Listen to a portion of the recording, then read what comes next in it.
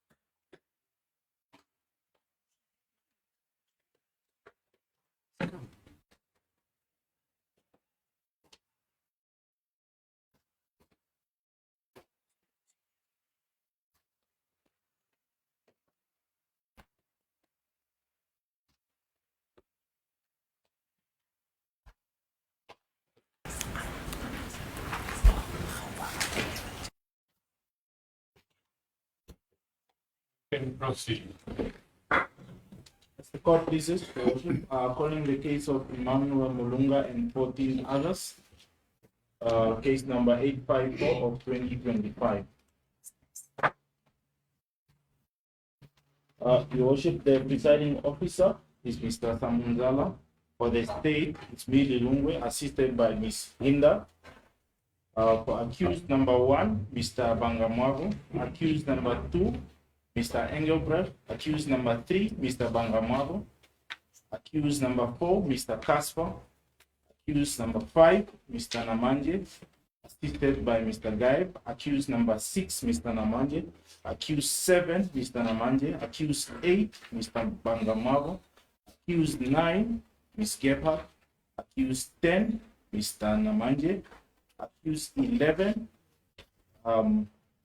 Namanje, an entity duly represented by accused 7, accused 14, represented by Mr. Engelbrecht, an entity duly represented by accused number 2, Mr. Willemse, accused 15, Ms. Gebhardt, and we are ready to proceed. We just indicate, for example, accused Mr. Bangamaka for accused 1, 2, 3, and 4, just to make it clear. Yes. Yes. Okay. Yes, I'll do that, Your Worship. So accused 1, Yes. 3, 8, 13, Mr. Bangamabo. Accused 2 and accused 14, Mr. Engelbrecht.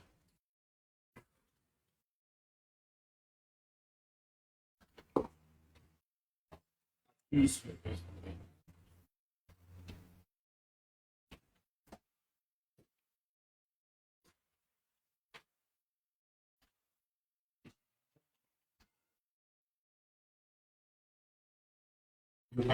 accused 5, accused 7, accused 6, accused 11, accused 12, Mr. Namanje.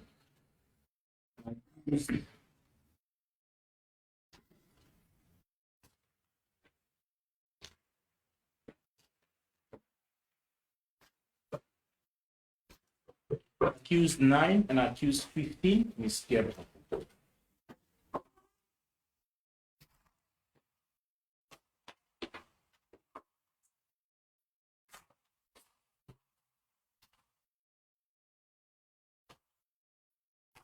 Then lastly, accused 4, Mr. Casper.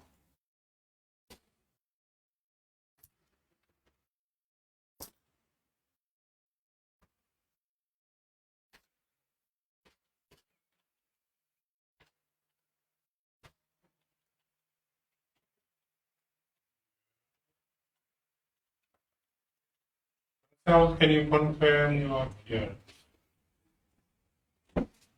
Please the court, your worship, Francois Bangamabo, of State Bureau Chambers. I confirm my appearance for accused number 1, 3, 8, and 13.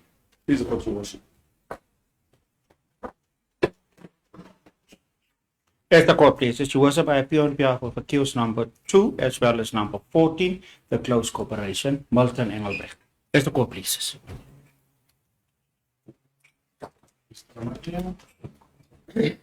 As the court pleases, Your Worship, I, together with my colleagues, Mr. Guy, Mr. Kazondana, are representing accused number 5, 6, 7. Your Worship, you would have seen that my colleague for the state placed on record that we are also acting for accused number 10. Let me just make sure, Your Lordship, whether accused number 10 is Number 11.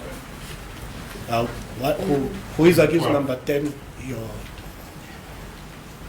Your Worship? Accused number 10 was not mentioned. Mentioned 11 and 12. Was 10 not mentioned? 10 is the CC. My apologies for the omission if that was not mentioned. It's also represented by Mr. Namandi. That is exactly why I wanted to speak about it. It's not a CC. I see the state is saying it's a close corporation. It's not a CC, it's a company.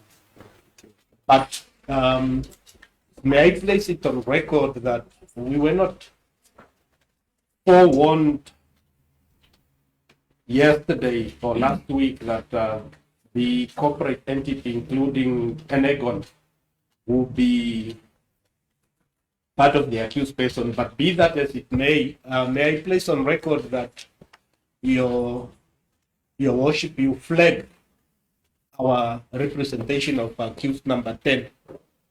Why? Because the fact is that that corporation is under provisional liquidation. In terms of the law, immediately upon a provisional order of liquidation, the affairs, liabilities, assets, and everything of the company are immediately in the hands of the Master of the High Court, and thereafter in the hands of the provisional liquidator. In criminal proceedings, a corporate entity could be cited in terms of section 332, subsection 1, if properly cited. But then, as to who will represent the company and have power, for instance, to admit guilty, should be a director of the company. But in the circumstances where the company is under provisional liquidator, that will be difficult. So I will discuss this matter as we go on with the state. For now, Your Worship, you can simply flag it. It will be subject to further consultation between us and the state.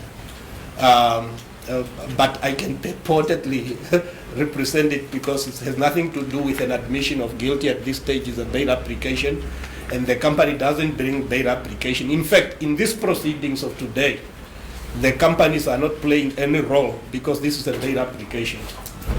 And then, yes, I confirm representation for accused number 11. And then, Your Worship, there is another one, Nyambari. Onyeka and Nyambari, Your Worship. Otherwise, we are ready for bail application, Your Worship.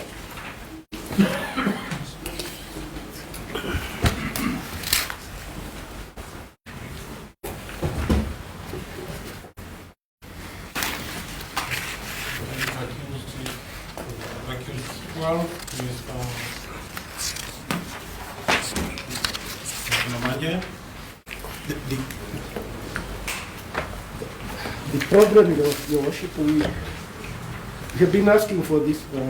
That is on your record, Your Worship. That is accused number 12. And the name is? Panduleni Family CC. No, no. Nyambani. 12 is Nyambani. we can proceed. Mr. Councillor? May it please the court, Your Worship, I do confirm that I appear on behalf of accused number 4. We are equally ready to proceed. Mrs. Leopard? May it please you, Your Worship, I do confirm that I appear for accused persons number 9 and number 15 in these proceedings.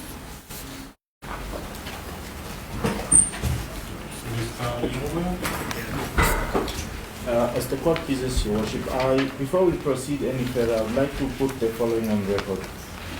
Your Worship, when the matter appeared for the first time on the 10th of July, 2025, my colleague Ms. Hinda for the state is the one that appeared. Reason being, I was indisposed and I could not be at court. I was then informed by the office that I will need to come on board and assist my colleague Ms. Hinda because the case was then thereafter assigned to me. Your Worship, I have, before the start of the proceedings, disclosed my sick leave certificate to all the counsel for the accused persons. And what I would like to place on record further is that the charges initially when the accused person appeared were not as detailed as they are now, and in fact charges have been added up to count number 71. I've also indicated to my colleagues that for the purposes of the bail, there are documents that we seek to rely on, which documents are contained, at least at this stage, it's about 18 arch liver files which we had to sift through, me and my colleague Ms. Hinda, throughout this weekend. And I have to admit, Your Worship, that those documents were not disclosed to counsel because we were busy with drafting the charges as well as going through the files to decide which documents to disclose, as they are all aware that this is a bail proceeding, is not a trial, so we are not entitled to disclose the whole document. Now, Your Worship, why I'm bringing this is that we seek to make an application that if the court is so in doubt, that I've already informed all the counsel for the accused persons that we want to disclose these documents to all counsel, that in the event we proceed, then we are on par with regard to what documents we seek to rely on. Our application, in short, will be that if the court is so in doubt, that if the matter will stand down until this afternoon, because we are still in a process of making those copies to avail them to all the different counsels for the accused persons.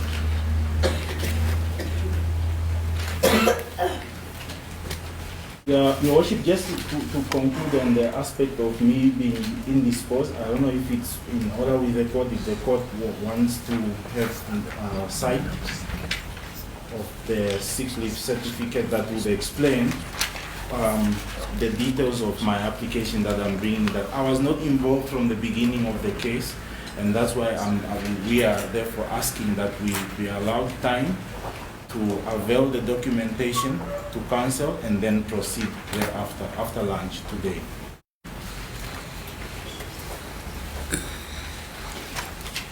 In short, that will be our application as the court pleases.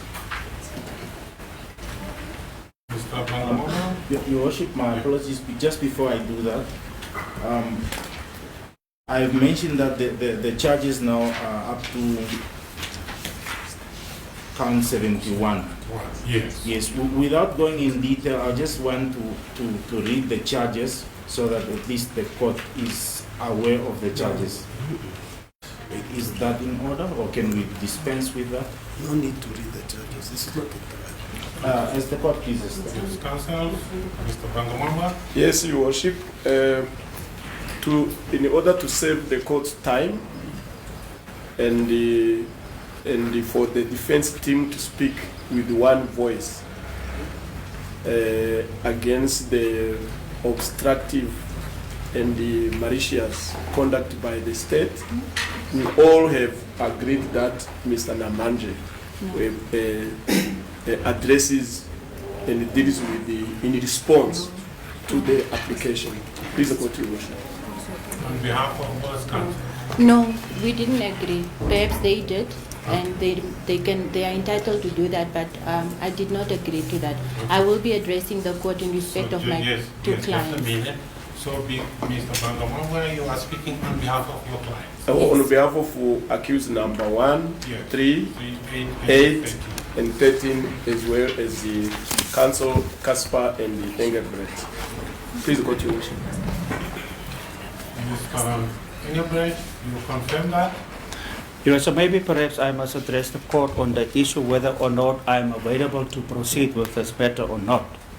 Maybe that would be my starting point as far as this hearing is concerned. I placed it previously on record that we reserved our right to move a formal bail application. Subsequent to that, the following happened. I've been informed by social media that my client was admitted at a certain hospital in time. I've not received any official communication by my learned colleague on that particular point. Further to that, I've also learned social media that my client has been discharged from hospital only on Saturday around 12 o'clock. I can also confirm that I have received the charges against my client 2 minutes before midnight, Friday night. I received the charges against my client. Subsequent to that night, after 12 o'clock, I engaged my learned colleague for the state in order to ask for the combined charge sheet indictment. I can confirm that I have received same only this morning before the commencement of this hearing.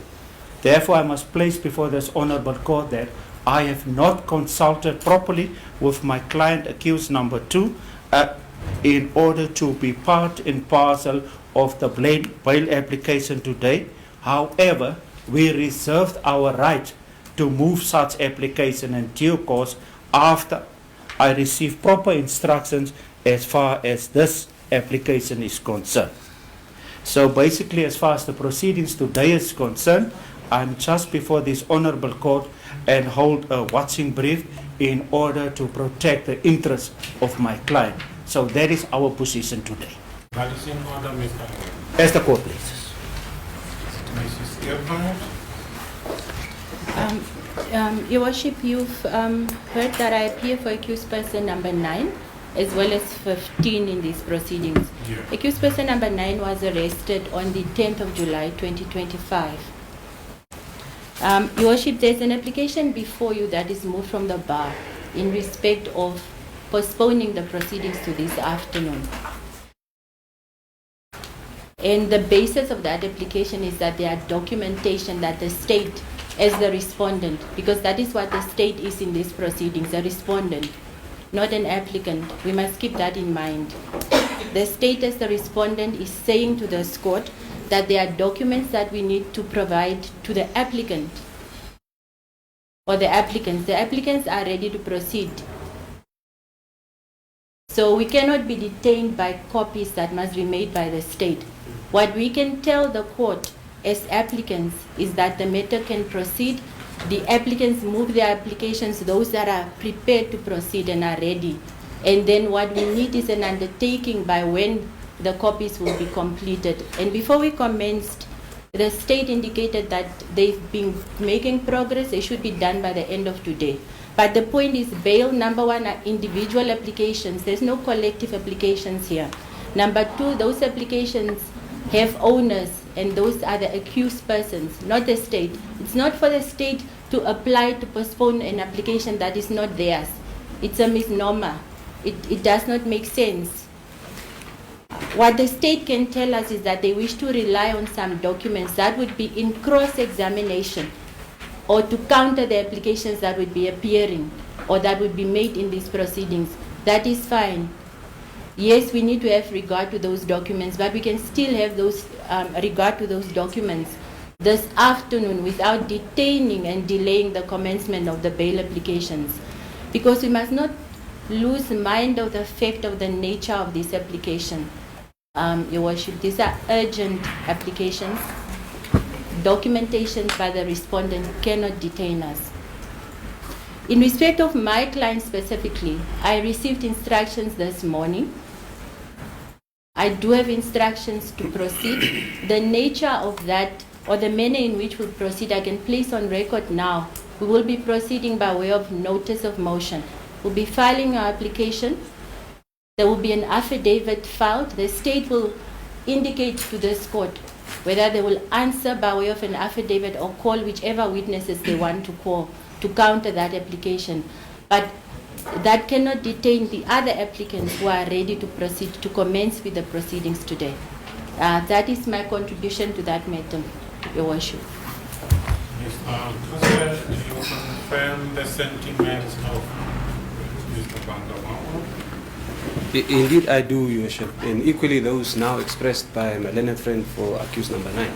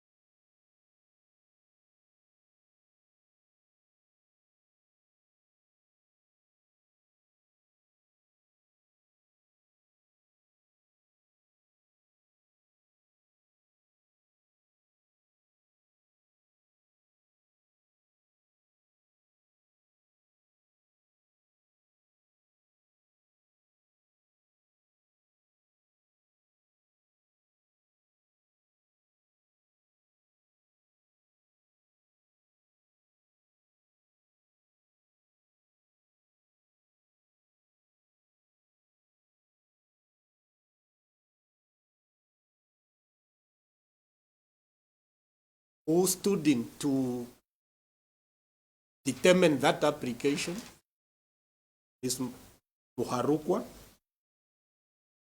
then directed that these proceedings will commence today at 10 o'clock. That is the order, extant order, that is operative, and on the basis of which we should proceed, Your Worship. Secondly, there was another order in terms of where we were supposed to be provided with annexures already on Friday. We never got those annexures, and we end up getting these annexures very late in the wee hours of the morning, including this morning. While we were prejudiced by these delays and non-compliance with an extant court order, because of the nature of the right, that is a right of our client to liberty, and the right to obtain a forum to bring the application, we, with difficulties, proceeded and prepared for this bail application.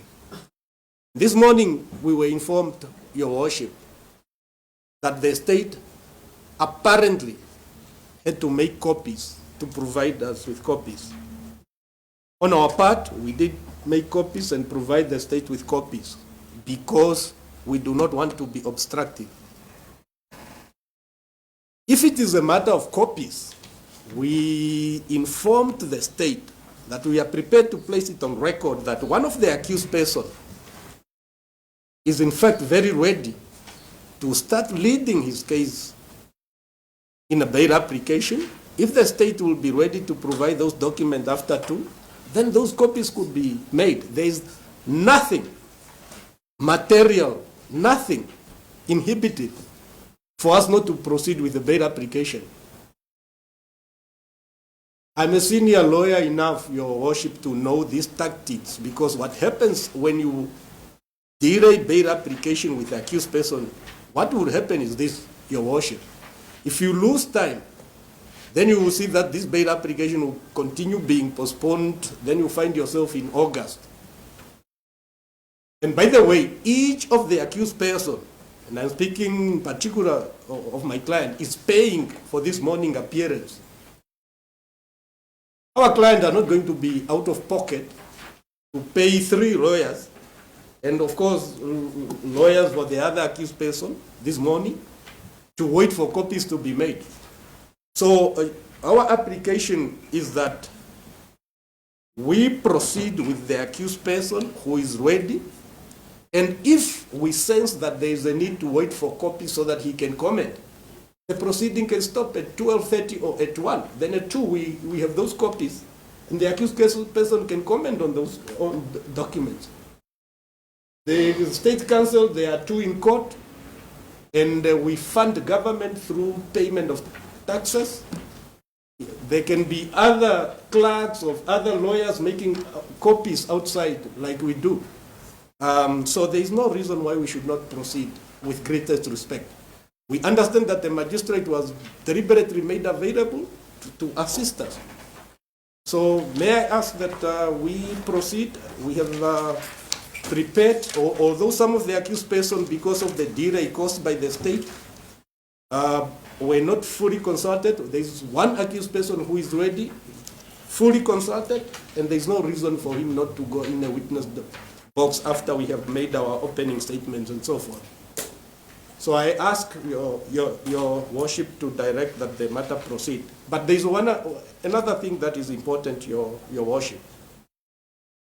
It is shocking that people in Namibia, probably because of public pressure, are arrested, and when you come to court, the law is that you should be meaningfully advised and informed of what exactly did you do. If you contravene a statute, you must be told. In fact, already when you get arrested, that you have contravened section whatever of what act. And when you appeared last week, we ought to have been already informed of what our client committed. So for the state to be in installments, adding one and other charges overnight in the wee hours of the morning and so forth, and to make up so that they catch up with this thumb-sucked number of 480 million, to make so that they match numbers. They committed themselves to 480 million when it is really not about that. So it's not in accordance with the consideration of justice for accused person come to court and the state is running around, sweating around to see which offenses can they just take from the statute books and put it in the charge sheet. That's why, as we will demonstrate, there are charges here that do not exist in law. So, your worship, with respect, we want justice.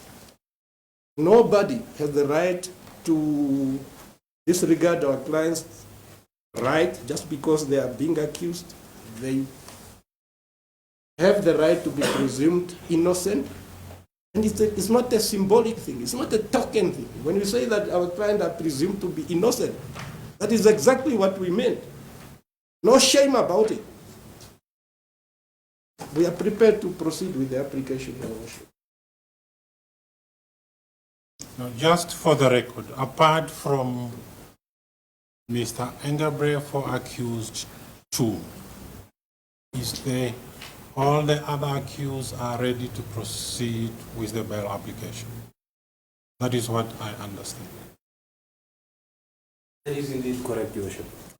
I confirm that is the position, Your Worship.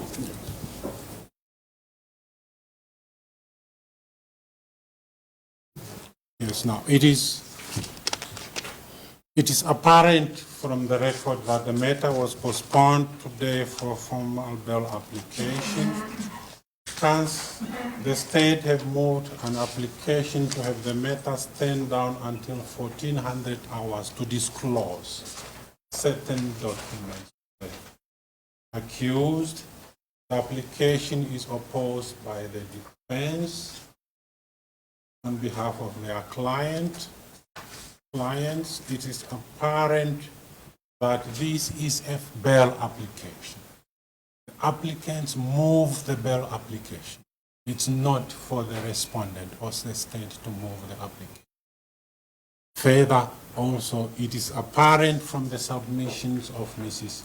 Gebhardt, confirmed also by Mr. Kasper and Mr. Namcor. There is no prejudice, the matter can proceed, and those documents can be availed to the state at any time, because in any case, those documents are only to be used during cross-examination when necessary.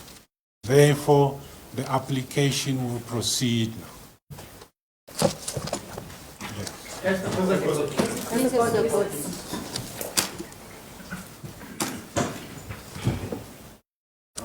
Your Worship, before I proceed, I would like to hand the charge sheet that contains the annexures. And then proceed to put our grounds of objections on record.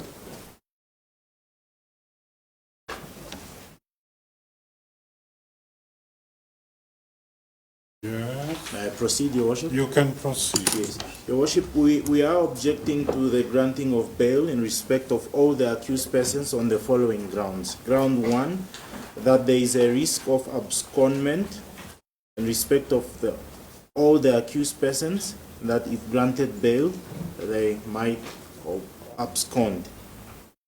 Ground number 2, that there is a high risk that the accused persons, if granting bail, will interfere with the ongoing investigations against them. Ground number 3 is that the seriousness of the offense and the strength of the state's case against the accused persons. And number 4, that it will not be in the interest of the public or the administration of justice for the accused persons to be released on bail.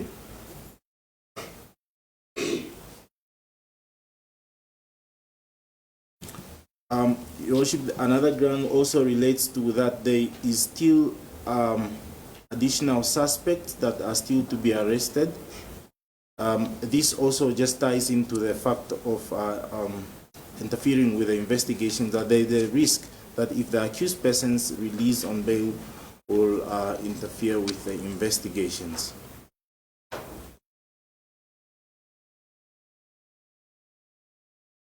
Those are our grounds, Your Worship, as the court pleases.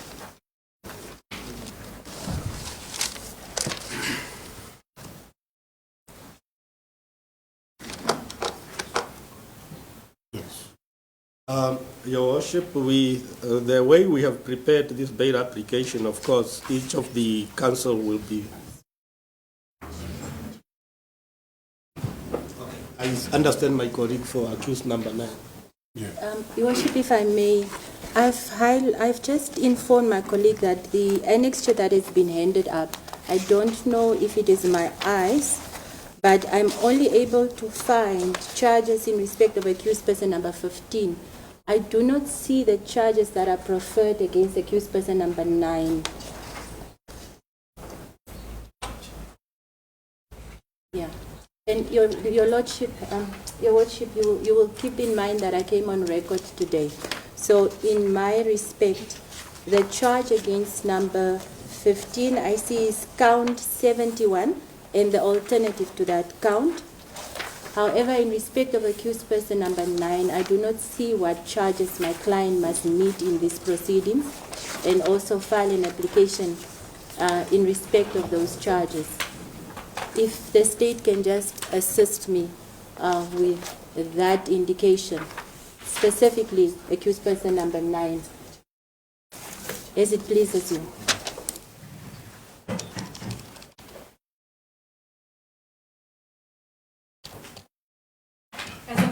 You should be annexures pertaining to accused number 9 is on the court records. When accused person made first appearance on Friday, it was handed up and it was equally disclosed to the accused person in person. So it is on the court record. Perhaps whilst accused number 1 is commenting, we can make copies for counsel for accused number 1, but it forms part of the court record.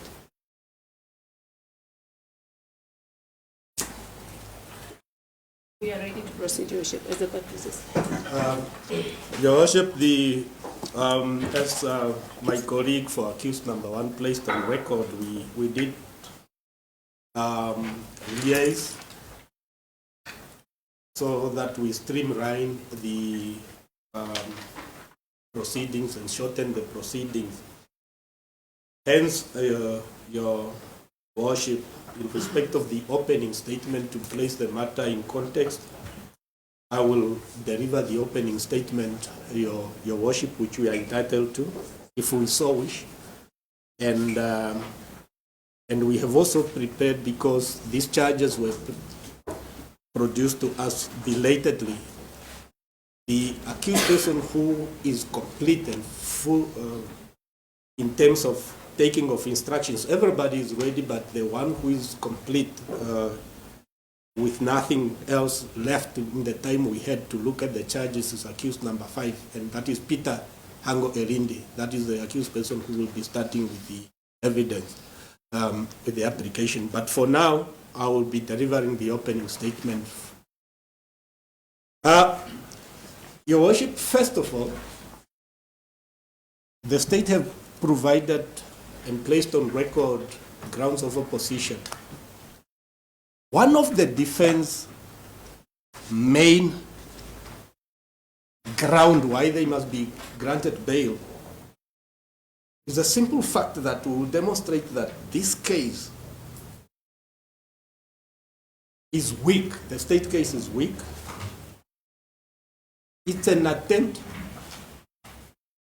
to abandon civil and corporate remedies and use the criminal processes and proceedings in order to settle a commercial and corporate dispute.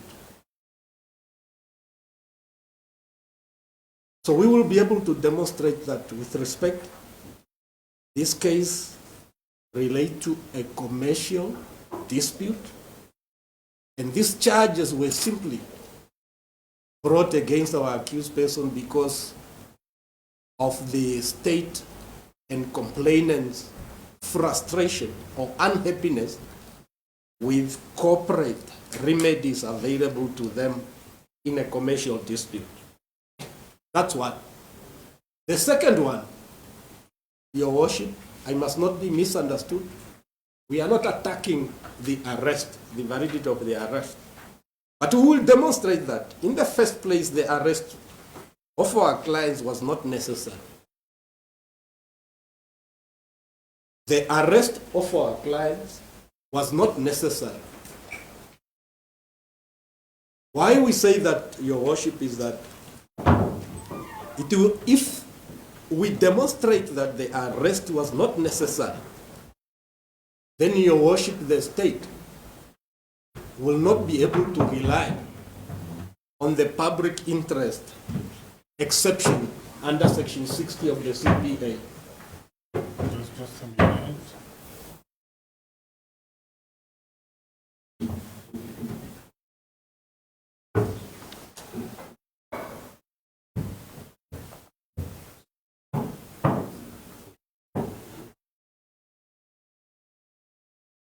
Yes, you can proceed.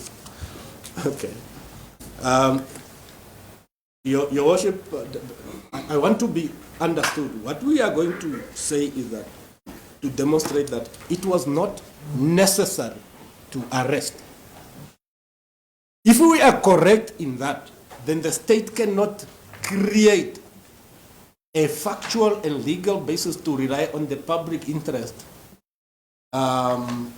concept in the CPA.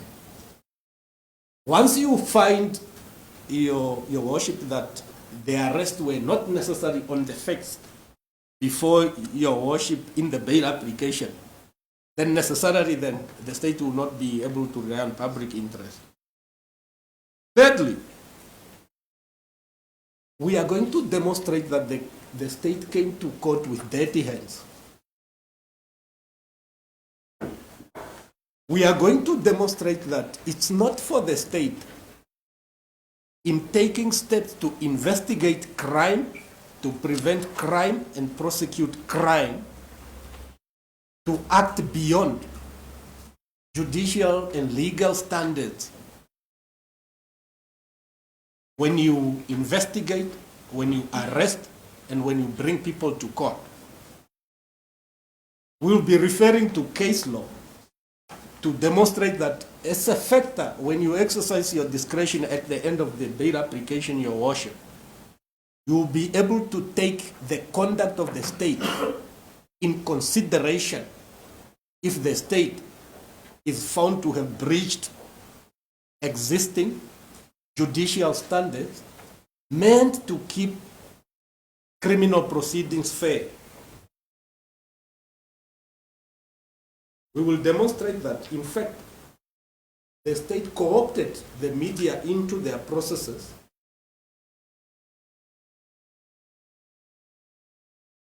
maybe to provoke public anger. When I say the state, Your Worship, I'm not only talking about, I'm talking about agents of the state. Something that the Supreme Court of Namibia and the High Court both have said the state has no business to use the media to harass accused persons during the arrest and the proceedings. In this matter, we will produce evidence and back that up with case law that the state breached their responsibility in that respect. And we are also going to show that it's not for the state to aggravate, to seek to aggravate and to make serious the case when it has no evidence. Why do we say that?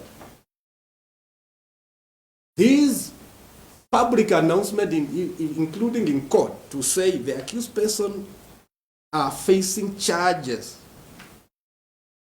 in the amount of 480 million. Your Worship, you have the charge sheet.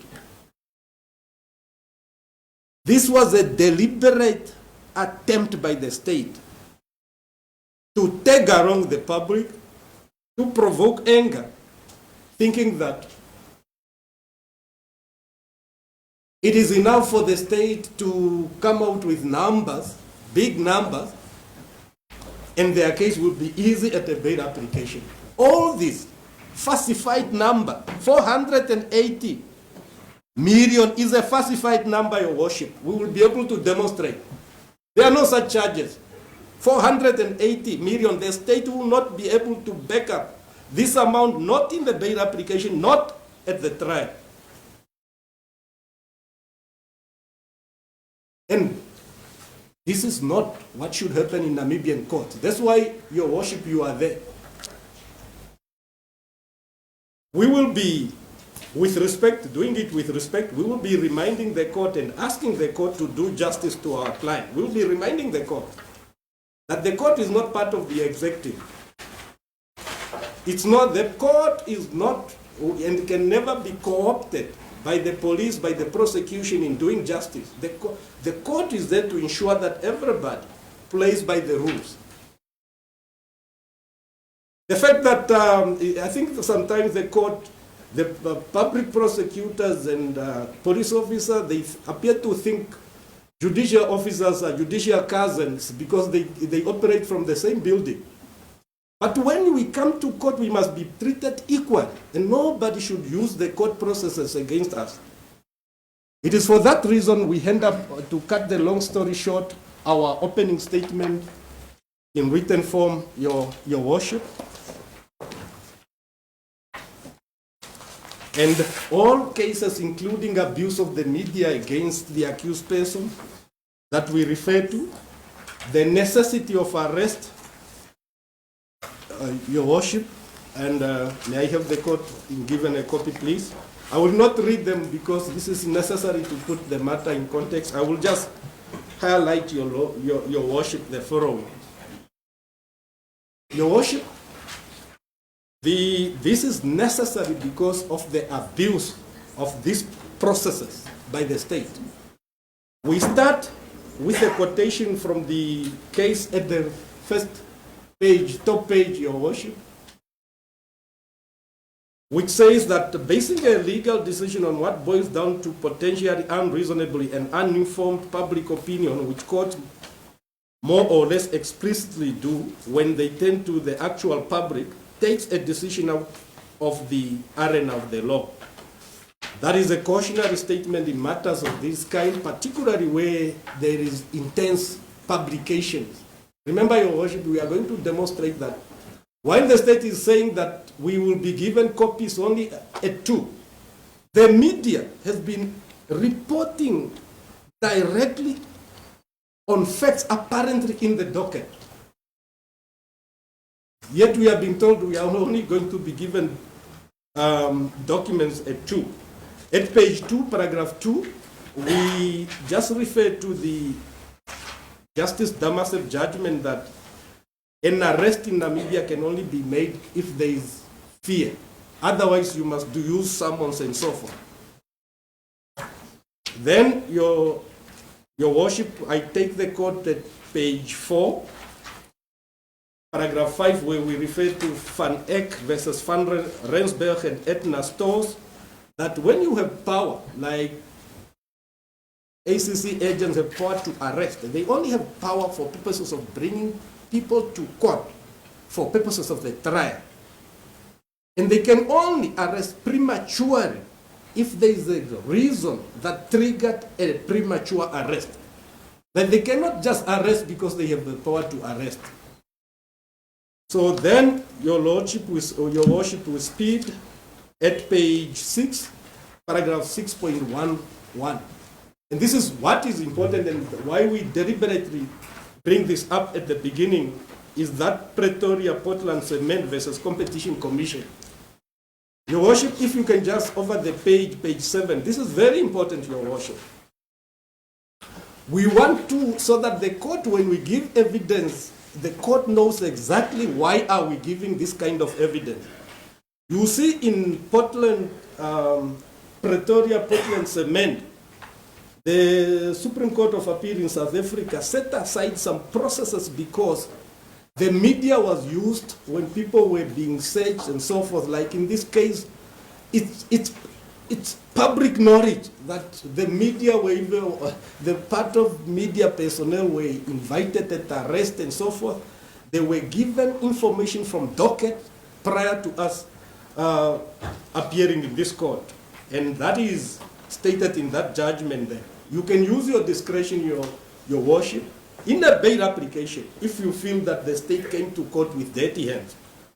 And secondly is the most important case of Likani. Your worship, you know that case of Likani in the Supreme Court of Namibia under paragraph 8.12, where a high treason conviction was set aside by the court. And at page 8, the court emphasized the fact that in a government of laws, existence of the government will be imperiled if it fails to observe the law. Government must be a model of compliance with the law. And the court in the highlighted part says that warning was given in a distant era, but remained as cogent as ever. Indeed, for us in this country, it has a particular relevance. We saw in the past what happens when the state bends the law to its own ends, and now in the new era, we may be tempted to use questionable measures in the war against crime. That, you see, we will be demonstrating that just because there is a public pressure, which is a noble thing, public pressure, and that corruption, money laundering, and so forth must be investigated and people must be prosecuted. Nothing in that suggests that the state must use irregular means, your worship. If you find in a bail application the state, in bringing our clients to court, and in opposing bail resorted to such tactics, you are entitled to use your discretion against the state. And then, Your Worship, I'm about to conclude, paragraph 9.1. That is the case that deals with the media. That is the case that deals with the media. That is the case, you see, it's not for the state to be bluffing around and give out these big numbers as if you are at an auction. That's some sucking numbers, 480. So that everybody's on your part, these people have stolen, even Your Worship, look at the charges. I have seen somebody only facing an amount of 10,000 or something. Look at the charges. Is it fair for a public prosecutor to come in court and tell all and sundry, these people are facing 480, when it is not true? Even official record, judicial records are there. It's not true. So this is an institution, those who are prosecuting and bringing our client, trying to market themselves through judicial processes. They want to play that they have judicial, prosecutorial balls to go after everybody. It's wrong, Your Worship. So we have written down our opening statement with that out, and I ask that that become part of the record, Your Worship. And we'll give context, and I seek leave to call Mr. Peter Hango Elindi to be the first applicant in this bail proceeding. Any comment? No, Your Worship will not be making any opening statements. Peter Hango Elindi. Your Worship, I will I have provided my colleague with copies, a bundle that we will be using. At the end of his testimony, we will then go through each document he referred to make them part of the exhibit, Your Worship. If my junior can just provide a copy.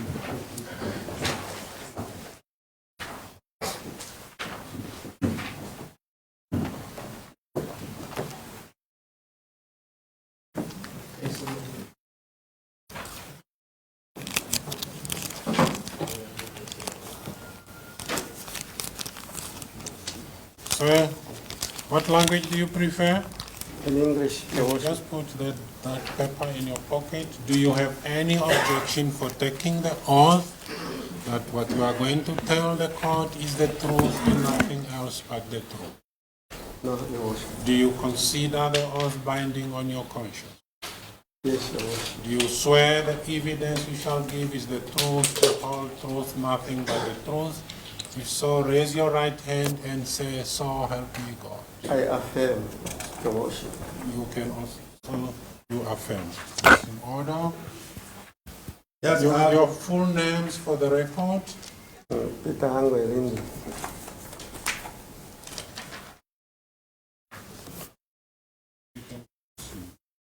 Your Worship, when we appeared last week, I indicated that in the interest of time, on matters where the state may not have a dispute, we will have a small memoranda, but particularly on asset. We have a document, a 2-page document, which set out the assets of my client, and I will seek that, limited to that document, Your Worship, that we seek leave, if my colleagues have no objection, that the accused person, so that it will be easy, the assets are on the second page. It is nothing on any contested issue, just personal matters and assets that accused person will be able to list them, and it will also assist the court in listing them. If my colleague has no problem, that first part of personal particulars, I will lead him without. If not, I will then lead him without the document, if my colleague has any problem. There is no objection, Your Worship. I'm indebted to my colleague. I don't have the document. Okay, I will. Also.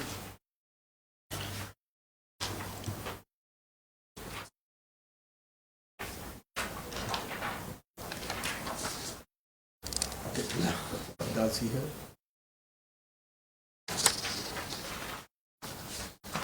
Now, first of all, Mr. Arundi, just listen to me first, please. You got to speak up. Yes. Okay? Speak up and be confident as much as you want. Mr. Before you proceed, you want this document to be marked as an exhibit or just to form part of the record? Yeah, it can form part of the record because he will confirm everything. I just wanted to run quickly with him on those non-controversial. Okay. First of all, if you look at paragraph 1, it confirms your name and that you are 60 years old. Is that correct? Yes. If you can just tell the court, where were you born in Namibia? I was born in the northern Namibia, and I'm a Namibian citizen. Okay, which region? Oshikoto region. And then that paragraph it speaks about your address. Can you just say it for Yes, the record? currently I'm residing at number 15 Amerkopweg, Auckland Park. Whose property is that? It belongs to me. Okay, then the next one speaks about that you are a freedom fighter. Just shortly say something about that. What do you mean? Yes, I joined the liberation struggle at the tender age, and I stayed there until the independence in 1990. What is there? You stayed there where? I stayed both in Angola, in the bush as a refugee, and later I went to study and I came back as a lawyer. Were you a refugee or a freedom fighter? Both. A freedom fighter. First you have to become a refugee before you become a freedom fighter, before you get trained. Okay. It indicates that you studied in Cuba. Can you just say something about that? Yes, I studied in Cuba and where I completed my LLM, you know. And I'm one of the first one to join the legal JTC here in Namibia. So you are a lawyer by profession? Yes, sir. And how many languages do you speak? A couple of them, English, Spanish, Portuguese, Oshuambo, and other languages in Namibia. Okay. Now, and when did you come back to Namibia? 1990. Okay, and now let's go to paragraph 2. Where are you currently? I'm residing in Windhoek. In the No, district. not today. Where did you come from? I came from the Windhoek Correctional Service. Okay. When were you arrested? I was arrested on Wednesday. Okay. And What was the date? was the 9th. Wednesday, the 9th of this month. While we are there, the state is saying apparently you are one of those it fear you will run away. Tell us a bit about how you were arrested. Well,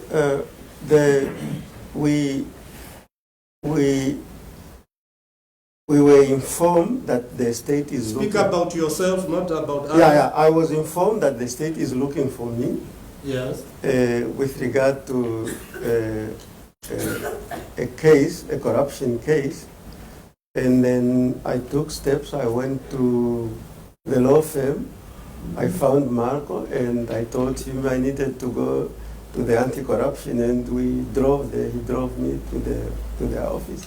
Went to the law firm. What law firm? Sisa Namanje law firm. Okay, so after you were informed, you took steps, you went to your legal practitioner and you went to ACC. Yes. And then you were arrested there. Yes. Okay. Did you attempt to run away, as the state appeared to suggest? No, I cannot run away. I came into this country and I will not run away. In fact, this whole case, we have been aware of their investigation since 2022. And we have been here, we cannot run away. Okay, speak about yourself. Myself, I cannot run away because I have business interest here, I live here, I have a house here, I have employees that work for me, I'm a headman, a traditional leader, I've got nowhere to go. Okay, but is there any reason to, do you fear this case? Not at all, because for me this is a commercial transaction. Okay. Of course, the state has been tearing all and sundry that it has a strong case and it will get conviction in money laundering, corruption, and so forth. Do you have any reason to run away and not to wait for the trial to defend yourself? In fact, I would like to clear my name, and I would not go anywhere. Okay. Now, number 3, you say that you are self-employed and you operate multiple business enterprises. Is that correct? Yes. And you said you have about 26 employees. Yes. Okay. And about your family, what is your marital status? I'm married with a lot of kids. What is a lot? Yes. And I have 3 that directly What depend is on a me. lot? No, Your Worship, Can you put there it are down? 4 only. There are 4. Yeah. And the 3 are under you. What do you mean under your They are direct? dependent on me financially. Okay, 3 of them. Yeah. Okay. And let's move. Do you have a traveling document, passport? Yes, I've got one Namibian ordinary passport. Where is it? It's I have facilitated that it be given to my legal representative. Okay. So, do you have any problem for the state to be given that passport and for the court to make an order that you should not apply for any other travel document? Not at all. You have no problem? No. Okay. Then, let's move to the next page with regard to your properties and interests. Can you just say by one from top, from properties, land and buildings? First, let's start with properties, place them on record, land and buildings, and estimated values of those properties. Yeah, they are here. I started working for some times for myself. That's why I've accumulated this property. If you see ELF, I have a ELF number 160 in Akahana in Katutura. I have my... Okay, just listen to me. Around when did you acquire that property, if you can remember? It should be probably early 2000. Early 2000? Oh, in the 2000, yeah. 2000. Speak up, sir. Yeah, in 2000, around 2000. Yes. 2000 something. It's in the 2000s. Okay. Let's just make it clear. Was it bought from 2022 to now, or what was bought before that? None of these property were born from that period. Okay, we'll go. Then you have El Campo Etope Farm. What is that?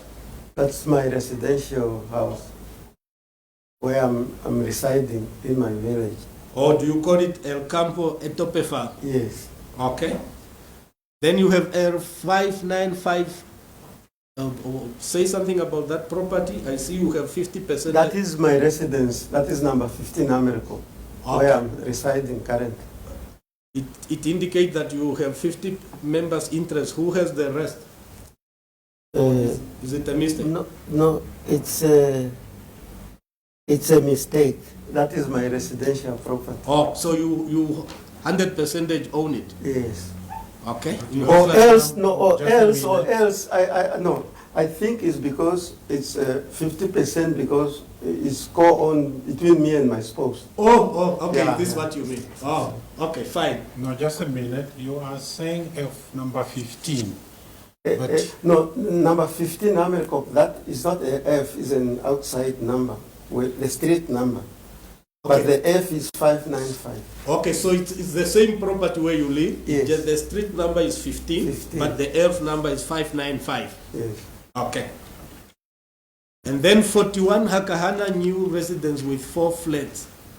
What is that? Yes, it's a residential property that I have in Akahana. In Windhoek? In in Windhoek. Yes. Around when did you acquire this? It's still between 2010 and 2016, 17, somewhere. Okay. And then I forgot to ask about your house. When did you acquire that house? Still the same during the same period. Same period. Yes. Okay. What is the same period?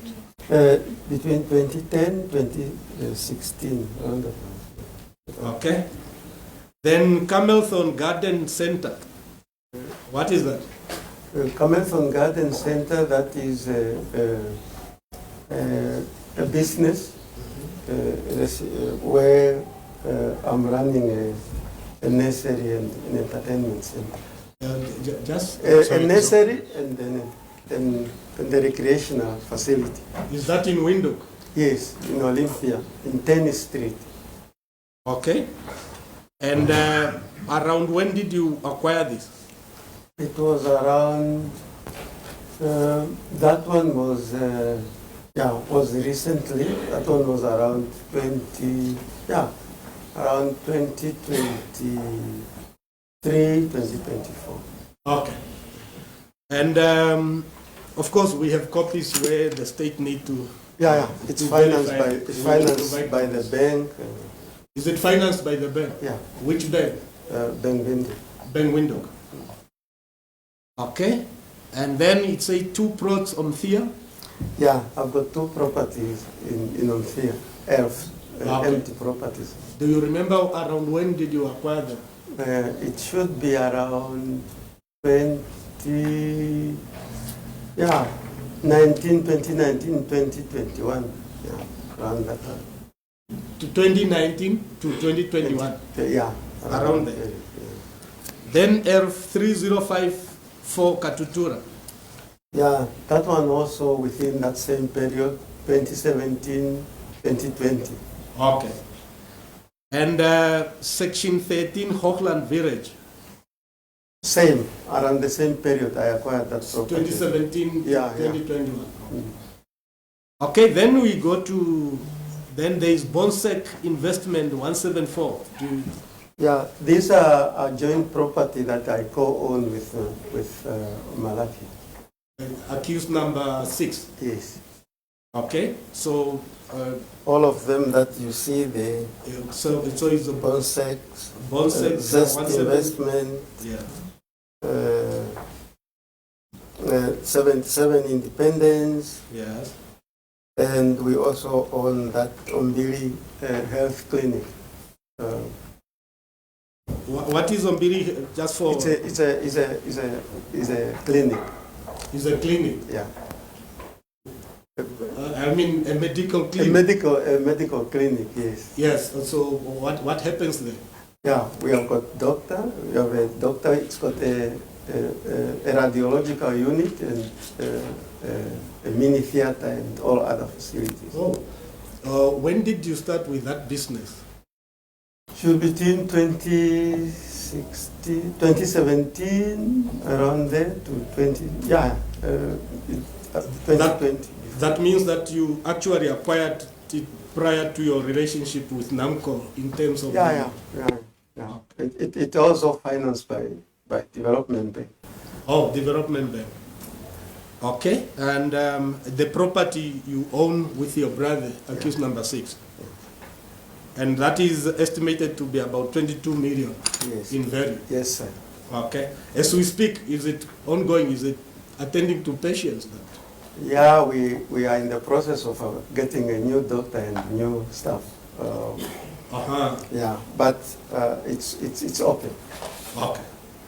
Then we go to the vehicles. You have listed it's about 5 vehicles. Yeah. And there is a Land Cruiser. You remember around when was it bought? All of these vehicles were bought before 2021. Were bought before 2021? Yeah. In fact, then, before the relationship between Enecon and Before the case that is before the court. Yeah, the often spoken about agreement with Namcor. Yeah. Okay. And those are the, and you have also indicated where you got Bank Windhoek to finance. Yeah. Okay, and then you go to the household content furnitures and fitting. You rounded them upward to about, in three houses, around 7.1 million. Yes, yes, sir. Okay. Then you will go to your members' interest or shareholdings. You see that? Yes, I had, it was those shares that I own, and when But let's for clarity, Enecon sale, are you currently a shareholder of Enecon? no, sir, we sold our interest in Enercon on the 23rd of February 2023. When you say you and who? Me and Malakia. Okay. So this was as you had then? Yeah. Okay. Currently, are you a director or a shareholder of Enegon? No, no, sir. Okay. Then Zoya Minerals. Just to clarify, why did you then list it if you already sold it? I think it's because when the accountant sent the document, they were just sent, I think, this morning. Yes. We didn't have, I didn't pick it up, the worship. Okay, so just for the record of that's why you are confirming, is it correct this information came from your accountants? Yeah. In preparation for bail? Yes. You were in custody? Yes, I was in custody already. So, but you are now correcting it? Yes, I'm correcting it. Okay. So Zoya Minerals, is it still, you said you have 45 members, is that correct? Yes, that one is still correct. What does it has, that company? What does it do? It has got mining EPL, exploration license. And there is an EPL? Yeah. And the estimated value is 5.2 million? Yes. Okay. And then there is PH Fashion Point CC. Yeah, that is a membership, a CC that I own with my wife. Okay. What does it do? It's mostly a boutique. A boutique. Oh. Yeah. It sells? It sells clothes, shoes, normal items. Okay. And Elindi Property Income CC? This is a joint entity that we have near Malaki that has got, it's mostly receiving some income. We created it just for purpose of acquiring future properties. Okay. And then DMPL Mining Pty Limited? Yeah, it is also a mining company with certain copper EPL that we own near Malaki. So that is copper EPL, the other one is lithium? Uranium. Oh, uranium. Okay. So these, with the exception of Enecon where you corrected, as far as you remember, you confirm the correctness of the information on this year. Yes. Are you prepared, just in case, because you are in custody and you are saying it's the auditor that assisted us this morning, you are in custody, if there is anything major that you left, are you prepared from time to time to inform us so that we inform the state if anything may have been left out I will do inadvertently? I'm prepared to do that. Okay. Now, so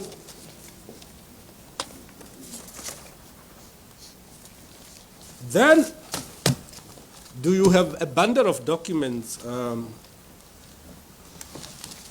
So I wanted us to start demonstrating that, in fact, the state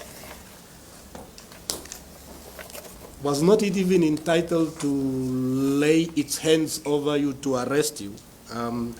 What? Have you moved out from this document? Yes. Can we then mark this document? Yes, Exhibit A. Yes. As a copy, please make sure you mark. Now, I'm going to a bundle really that, as you told me, that will demonstrate that this is a corporate transaction and no crime was committed. And you please take your time, I will lead you through a number of documents to demonstrate this. Now, I want you first to read out charge number, the charge at page 1. Your Worship, the charge at page 1.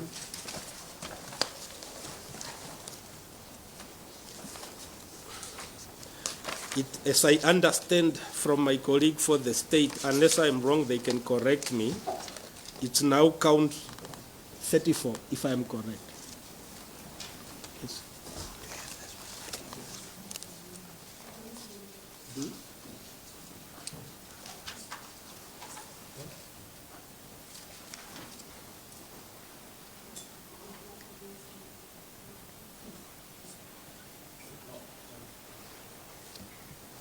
No. I'm referring to count 56 area. Last week, the state, over the weekend, the state gave us a document, page 1, of the bundle that we handed up, Your Worship. The bundle? This one? Yeah, yes.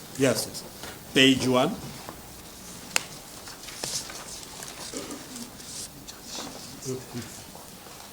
So, that document we received yesterday from the state, yesterday, Sunday, from the state.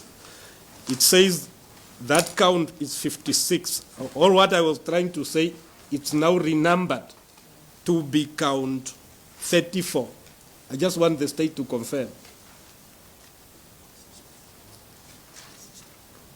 Is that correct? Correct. Yes. 56 is now? For as far as it concerns to accused to Mr. Irindi. Worship, on the document, on the annexes that were given to the court, it's charges on page 14. Yes. Count number 34. Yes. Yes. Count number 34.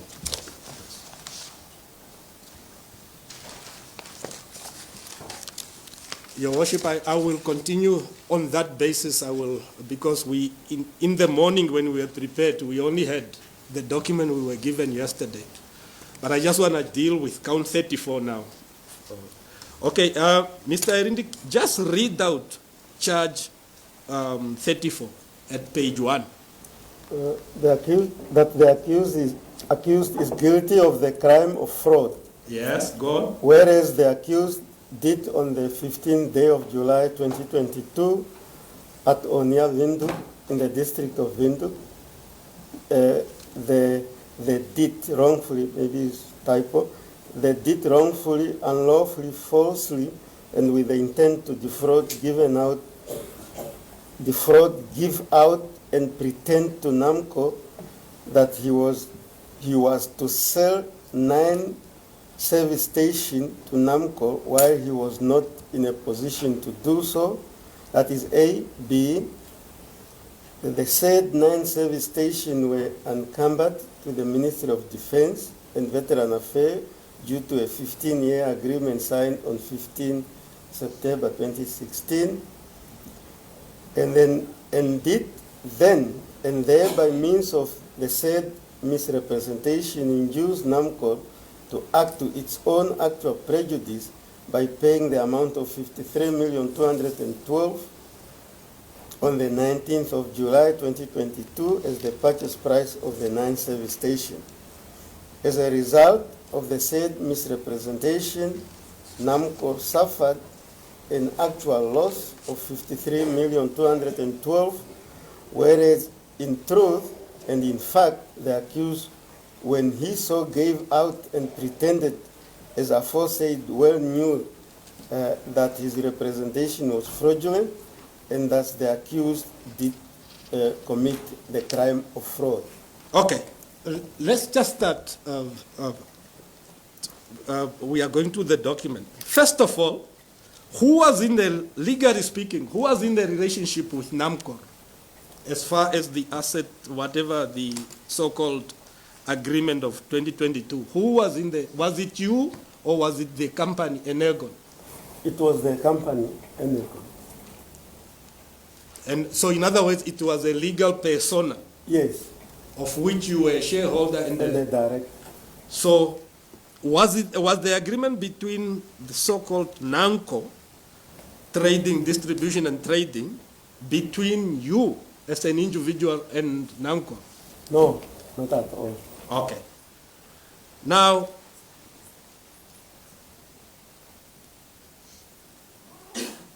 the state said it's fraud. I just want to ask you, as far as you were concerned, you are a director at Enegon and a shareholder. Who was representing Namcor during the discussion on negotiations and signing of the agreement with Namcor? If you can remember.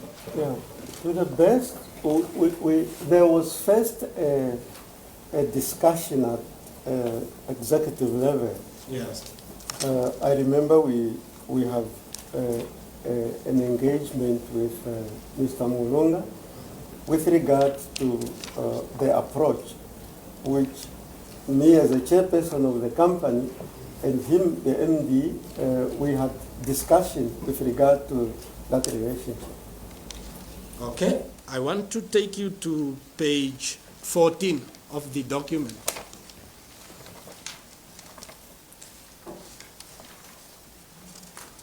Yeah, 14 of the bundle. Yes, I'm there. What is that? Do you recognize that document dated 5 November 2021? What is it? It's Enegon Namibia, 5th of November 2021. Think, dear Mr. Peter Elindi, supply of petroleum products, diesel 50 ppm to Enegon Namibia Pty Limited. Thank you for the opportunity presented to Namcor to submit a fuel supply proposal to your company. And then there was fuel pricing. Yes, Namcor will supply Enegon. Mr. Erindi? Yes. Yes, the paragraph 1 deals with fuel pricing. Yes. And then 1.1 diesel. 50 ppm, yes. Yes. And then over the pages, I read out paragraph 2, terms of payment. Terms of payment, proposed payment terms, Namcor offers 30 days after statement terms, which requires a valid bank guarantee to be in place by Enegon Namibia on a one-to-one basis. Security can be in the form of cash, collateral, an acceptable guarantee from a banking institution or any other authorized financial institution, a letter of credit, pledge of bank deposit or payment, bond, or any other securities the seller may in its sole discretion, may determine. Okay, just it's fine. Then paragraph 8 deals about health, safety, and environment. Is that correct? Paragraph 3 at page 15 still? Yes. And paragraph 4 deals with sales, management, and technical support. You see that? Yes. Then, and this is very important, number 5, general. Can you just read it for court? In the event that we have not fully covered all aspects in respect of the pricing offered, we confirm our willingness to discuss further at your convenience. Yeah, and then the next one? This offer is subject to management approval. Yeah, just hang on there. As you understand this letter, it's telling you that this offer, in other words, Namcor giving you an offer, is subject to management approval. Whose management is being referred to there?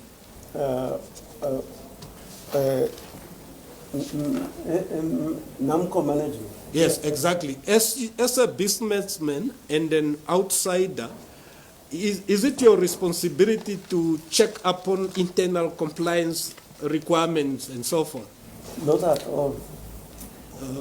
So is it, did you understand that you have a duty to tick off that this and that went to this committee or whatever and whatever internally as far as Namcor is concerned? No, I wouldn't know that. Okay. We are separate entities. Okay. Now, and then we move to page 63 because the state appeared to be confused. In some cases, it says you offered to Namcor. In some cases, it's saying Namcor offered to you. Let's just deal with the document at page 63 to see who made an offer. Are you at page 63? Yes, I'm here. Can you just identify that document? What document is that? 63. This document is coming from Namcor. Namcor. Addressed to who? Addressed to myself as a chairperson of Enecon. Okay. Can you read what it says? It says Enecon Namibia Pty Limited, Unit 16, City View, Pastia Street, Windhoek, West, Namibia. Dear Mr. Peter Elindi, offer to acquire Enecon Namibia Pty Limited. Okay, just hang on there. You are a lawyer. What is offer? What is an offer? It's a proposal to enter into a transaction. Okay, what does that mean? Who offered? Yeah, Is it Enecon or Enacon? Enecon. Namcor offered. Offered to Enecon. Okay. And that date was what is the date? 8th of July 2022. Okay. Now, can you read the next paragraph? This offer is to acquire the Enecon Namibia Limited bulk storage facility situated at various Ministry of Defense sites for the amount of 53,212,000. Yes. Yeah. Yes. And go on. Namcor through the 212. Can you just read the amount in full? Oh yeah, the amount in full. 53,212,000 Namibia dollars. Okay. And then the Namcor through the acquisition of the Enecon asset will allocate 35 million Namibia dollars to the current Enecon debt, whereby 30 million will be paid to the current transactional account and 5 million to the old debt. This is what was said then. Okay. And we surely hope the above offer is acceptable to Enecon Namibia, and we await your official acceptance hereof. Herewith attached find asset evaluation report for commercial installation at Namibia Defense Force by the Namcor engineering team. Okay, just because it's very easy to accuse people of fraud. Now, state is saying you committed fraud against Namcor. The next paragraph is very, very important because it's apparently about the asset representation. Can you read out the last paragraph again? We surely hope that the above offer is acceptable to Enecon Namibia, and we await your official acceptance hereof. Yes. Herewith attached find asset evaluation report for commercial installation at Namibia Defense Force by the Namcor engineering department. Okay, just explain to court, what does this mean when they attach an asset evaluation report by the Namcor own commercial engineering department? What happened there? The Namcor engineering team went to the Enecon built service station, home-based service station in the military base, and did the evaluation, and then came up with that report. Okay, did you hide access to those installations so that they don't know what Namcor is buying? Is it because there is fraud alleged? So remember now, when this report came to you, it appeared to suggest they had access to the asset they want to buy. Is that correct? Yes. And did you cooperate with them? No. Yes, of course. We facilitated that they go and visit the base. Of what they want to acquire. Of what they want to acquire. And that is what exactly did they want to acquire? You see, the Enecon built the home-based service station with our own resources. Okay. What do you mean home-based? Yeah, it's the fuel station in the military bases. I can name them, Your Worship, just for understanding purpose. Yes, yes. The Ministry of Defense and the military bases have got fuel stations in the bases. They have one in Kietmans, one here in Sederov, one in Hobabis, one in Ruiko. They have some in between, but we built the one in Grootfontein, Rundu, Oshivero, and Orunu. We did not finalize the one in Katima, for example, and the one in Opu. Okay. Yeah. So what we built, what Enecon built with our own resources, and that's why we were given the 15-year contract to recoup the investment, is the tanks and pumps in those service stations. Okay. Just hang on. Just slow down.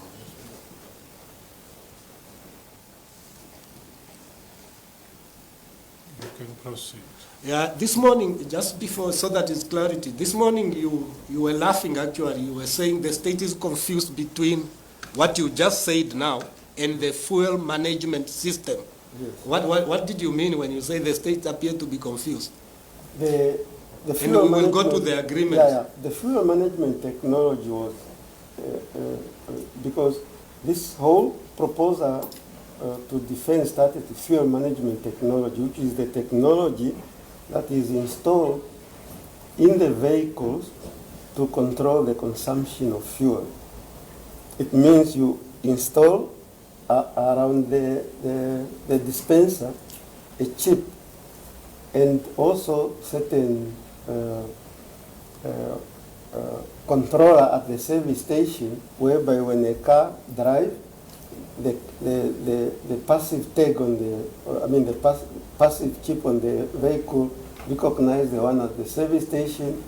The petrol attendant will be having a passive tag, and then before you dispense, he used that tag to start refueling, and the report will come out that vehicle registration number what, with tank capacity what, refueled how many liters. Okay, that is fuel management technology. Okay. This one has to do with the construction of the fuel installation themselves. For example, it was because of this technology that we went to all the bases to do an environmental impact assessment and site surveys.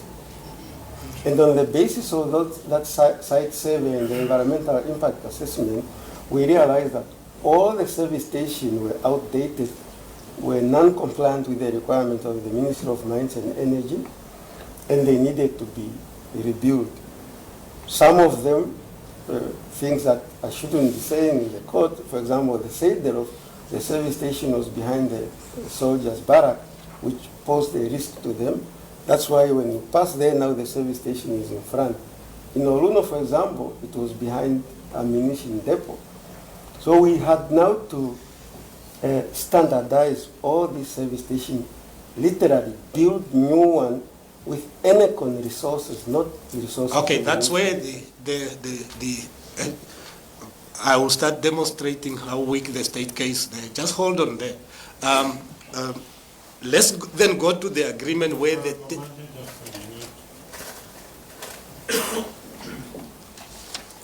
If I understand you correctly, you are saying those equipments were for Ministry of Defense.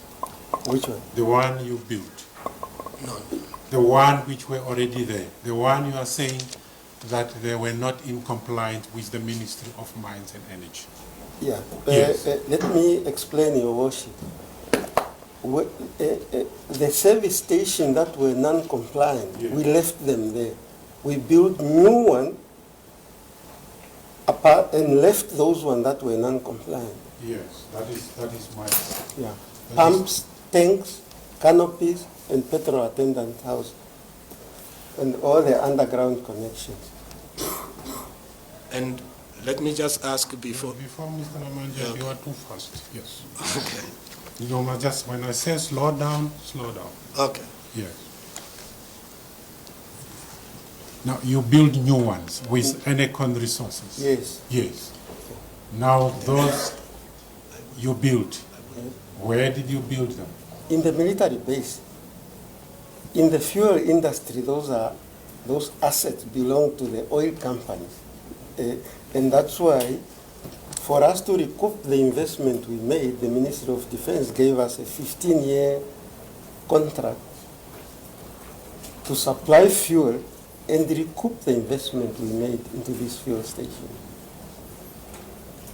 Okay. May I proceed, Your Worship? You can proceed. I can also just add one fact why it went to 15 years, because then the dealer margin at that time was 0.56 cents per liter. Just explain to court what is the dealer margin.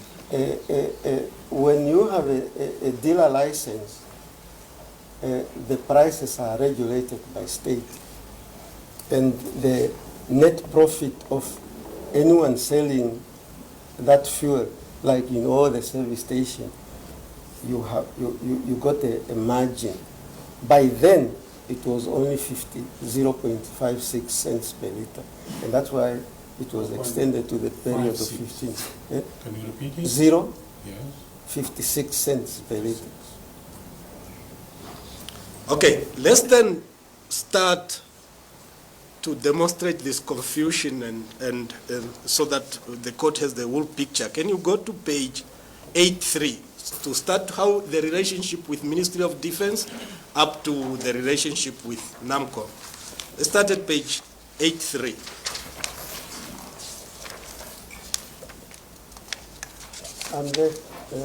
Okay, just for identification, if you look from page 83 to page 92, that is the 2012 agreement with the Ministry of Defense. Is that correct? Yes, I confirm, yes. Okay. What is the title of the agreement? Because that is exactly where the state is confused. The supply of fuel management technology agreement. Okay. Just end there. This supply of fuel management technology, is it the one that was the right title and interest sold to Namco? No. This is something different. This is something completely different. Okay. So this is not.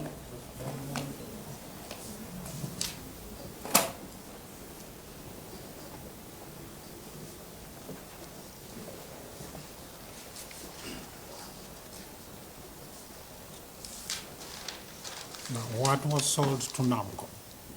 Just to clarify that. You are saying this is not the one that was sold to Namco. Yeah. What was sold to Namco? Namco, it was the right to use the pumps and tanks that belongs to Enecon within the Ministry of Defense facilities.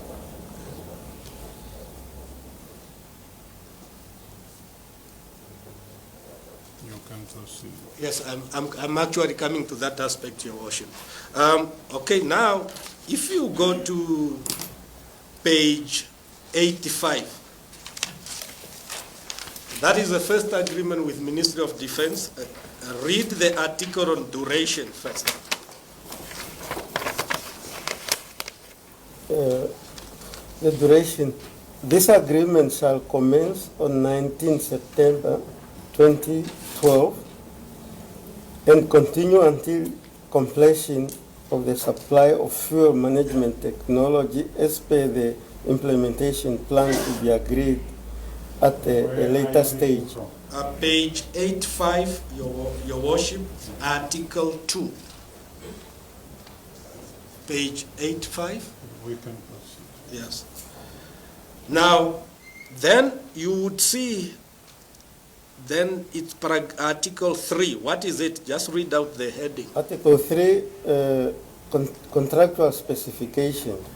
And then read out 3.1. DPF shall be required to provide, just for records of the court, prior to Enecon becoming Enecon, it was called DPF, so it made a name change. Okay, so DPF is actually Enecon, but in 2012, it was called DPF. Okay, go ahead. DPF shall be required to provide the fuel management technologies more fully set out in Annexure A and Annexure B as approved by the Safety and Security Commission. Okay. Now, you will then see the technical specifications from paragraph 3.2. You see that? Yes. To over the pages to paragraph 3.2.7. Yes. Then there is then financial aspects of the fuel management system. Yes. Then there is a dispensing of fuel to vehicles and containers. Yes. That's fuel management technology. Yeah, exactly. And then part of specification relates to the prevention of fraud on the system at Yes. page 87. Yes. And then if you look at 3.5.5, information required during dispensing, is that, you see that? Yes. And then it goes up to 3.8.2, and training. Yes. And the most important, and that's where you said this morning there is a confusion. Can you read out that paragraph that is coming, Your Worship, I'm at page 88 at the bottom. Read out the heading. Ownership of the system. Okay, just highlight. So this is when you say the system, what is being referred to? Is it the fuel management technology you referred to at the beginning, or is that is something else? You mean on ownership of the system? Yes. Yeah, it's fuel management technology. Yeah, that's what I'm trying to say. Yes, it's fuel management. Okay, technology. again, just for clarity, is this 3.9 at the bottom, Your Worship?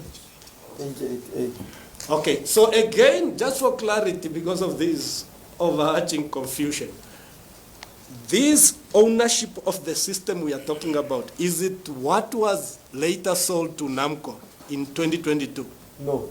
This is something different. This is something else different. Okay. Can you read 3.9? After the expiry of the tender, the system after the expiry of the tender, the system, including the Bureau Management Services, will become MOD property. Okay, and that is the system. Yes. Okay, and then it goes on, and that agreement was, if you look at page 92, was signed in September 2012.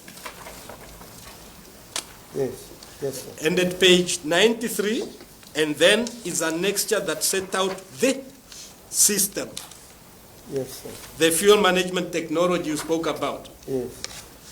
And it goes up to page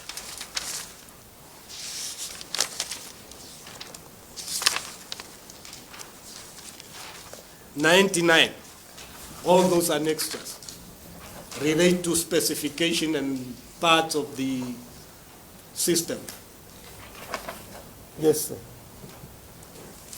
Is that correct? Yeah. Okay, then the most important document then for background purposes is the one that starts, Your Worship, at page 100. First, identify the document. Yeah. What is it? Read it out. What First, is the... first addendum, fuel supply of fuel management technology Yes. between Ministry of Defense of the Republic of Namibia, herein after referred to as MOD, and herein represented by Petrus Shivute in his capacity as permanent secretary, who warrants to be duly authorized here too. Okay, no, it's fine. And if you look at page 107, that addendum was signed during August 2013. Page 107. Yes. Okay. I will just want to deal with few, and if you go to page 101, go back to page 101. Are you there? Yes. If you look at the preamble, the second paragraph, it says both parties are in agreement that this first addendum to the main contract signed between the party on the 19th of September 2012 be executed. The 2012 agreement is the first fuel technology management agreement that we are referring to. So this addendum is amending that agreement. Yes. Okay? Then if you go at the bottom, Article 1.4, then it set out what is to be deleted and to be amended.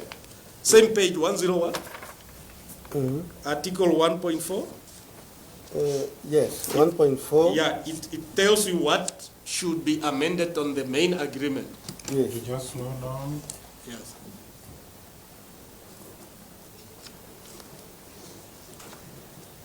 The amendment of the main agreement Being the 2012 agreement, Your Worship, that we dealt with earlier, and it's a page, starts at page 83, Your Worship, from page 83 to page 92. Yes, and for ease of reference, Your Worship, you can, in your note, refer to the 2012 Ministry of Defense ENECON agreement. It was then amended by the addendum that we are dealing with, Your Worship, in 2013, which started page 100. May I then proceed, Your Worship? Yes, a minute. So, Mr. Erindi, so we ended at page 101. Yes. You would then see that the agreement deals with amendment to Article 1.10 and 1.13 at the bottom. You see that? Yes. And over the page, page 102, Your Worship.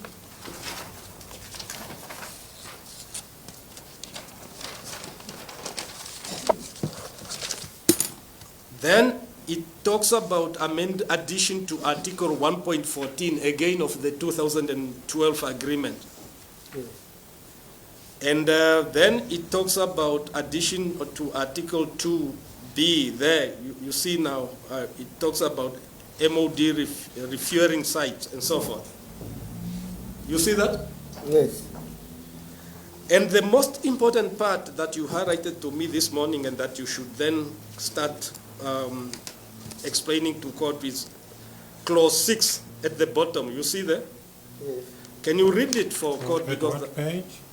Page 102, paragraph 6 at the bottom, right at the bottom, Your Worship. Can you read the heading and then? The Article 6, Yes. add new sub-article 3.1 bis site remediation and civil works. Yes, site. 3.1 bis 1. Yeah. By adding the obligation on the part of DPF, which is ENECON, to site remediation shall include all activity related to the removal of old underground fuel tanks, procurement and installation of new composite underground tanks on all sites. This includes installation of suction pumps and automatic tank gorging equipment. Okay, just explain this. Just for purpose of understanding, Yeah. at this stage we were contemplating working on the old service station, or old fuel station. The existing The one, existing Ministry of one. Defense. Yeah, but we just realized that in the event that there are major environmental contamination, once you open up, you are obliged as an entity to correct those environmental degradation. So we opted now to build, and in coordination with the Ministry of Defense, completely new service station. And then these ones were to be decommissioned at a later stage. Just slow down. Oh, okay. Just slow down. So, Just hold just it. slow down. Just hold it there.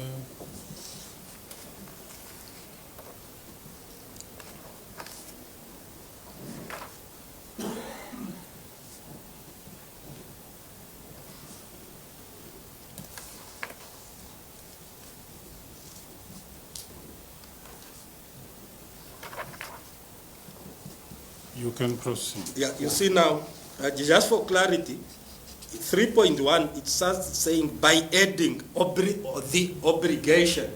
So am I correct to say this provision related to the first agreement being amended under paragraph 3 so that Enegon is subjected to further obligation than the obligation are stated? Is that correct? Yes.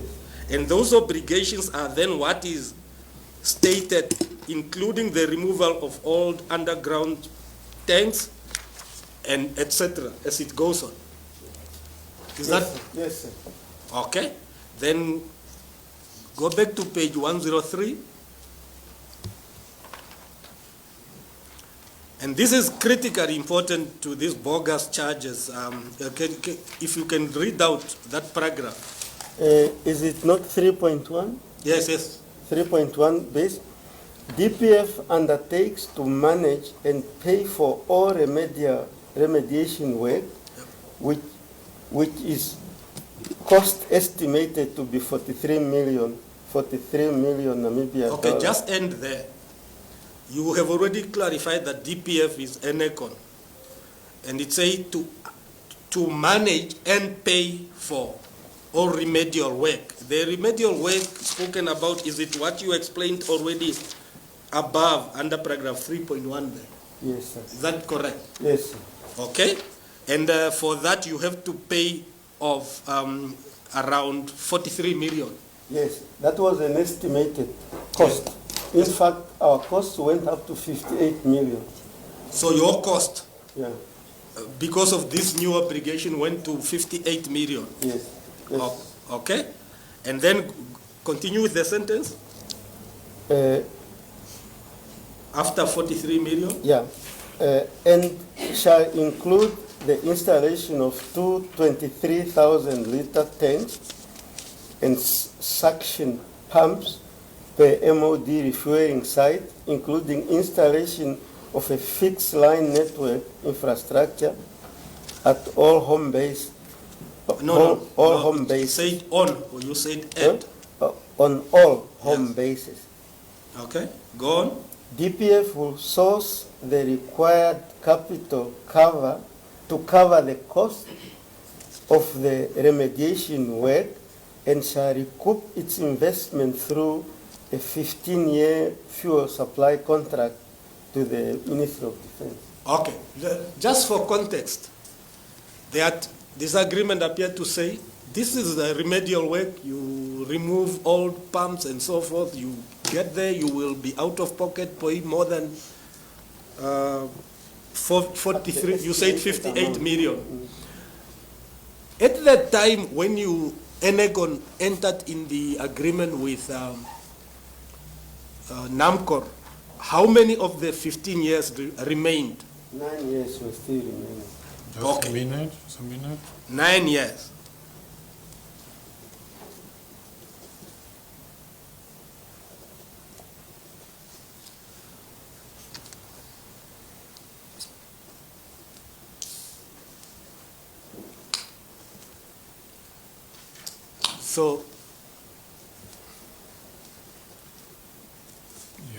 So the Ministry of Defense tells you, you do that on your own, raise your capital, you ended up raising 58 million, and you build and say, sort yourself out during the 15 years period to recoup your money. Yes, sir.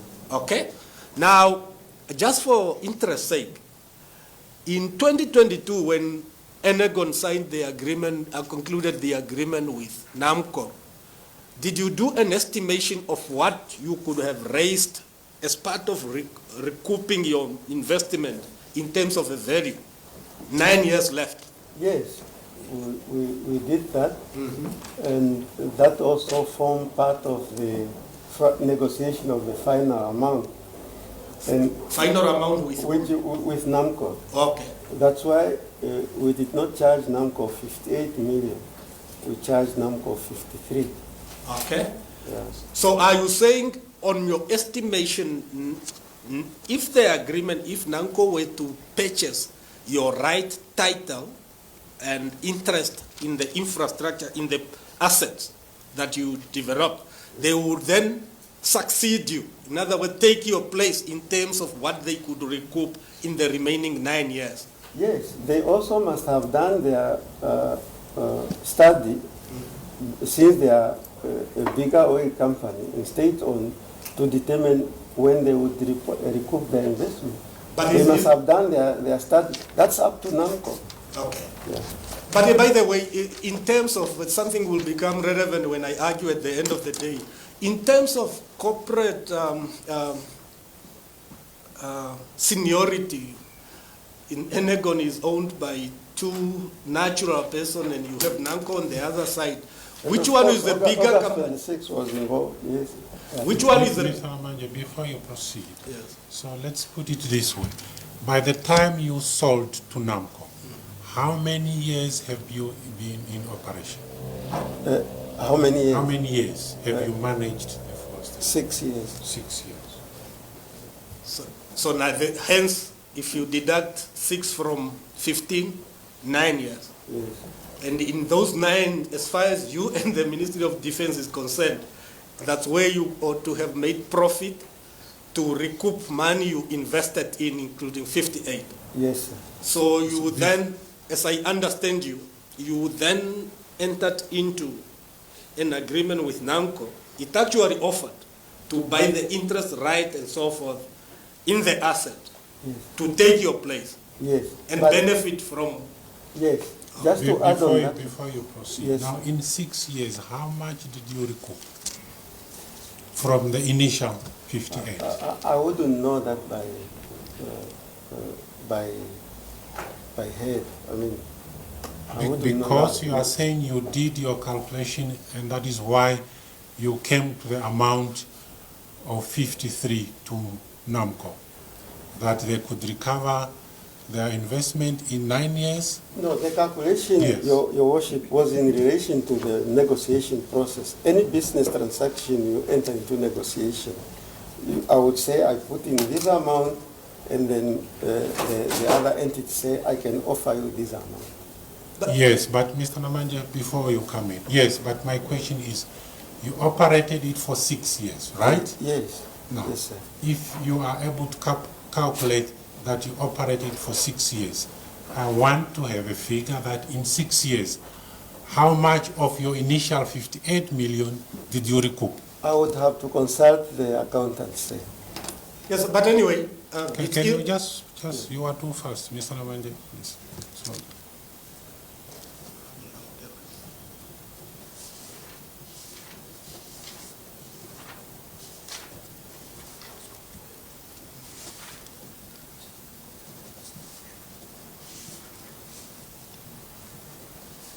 Because I understood you to say that is why we agreed at the amount of 53 million, as if you have worked out what you have recouped from that initial investment. It's mostly on the issue of wear and tear of the facilities.